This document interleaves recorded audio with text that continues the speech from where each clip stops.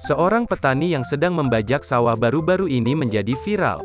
Bagaimana tidak, aktivitasnya itu justru berakhir sial setelah dirinya terbang dari mesin pembajak. Kejadian ini menghebohkan warganet setelah dibagikan oleh akun TikTok @raflikalfalih. Hingga berita ini dipublikasikan, video tersebut sedikitnya telah dilihat 10,8 juta kali dan mendapatkan lebih dari 1 juta tanda suka. Dalam video, seorang petani sedang bersiap membajak sawah. Ia kemudian mendorong mesin pembajak dari pinggir jalan ke arah sawah.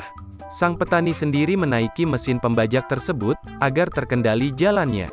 Namun tiba-tiba terjadi peristiwa tidak mengenakan. Mesin pembajak sawah yang berputar itu membuatnya ikut terlempar ke atas. Sang petani pun bak akrobat langsung meloncat tinggi dan jatuh ke sawah. Beruntung, sang petani tidak mengalami luka serius. Ia langsung sigap bangkit berdiri, lalu menyelamatkan mesin pembajaknya yang sudah terbalik di sawah. Kejadian itu sontak langsung ramai dikomentari warganet. Mereka menuliskan beragam komentar kocak sampai syok tidak habis pikir melihat sang petani yang melayang tinggi.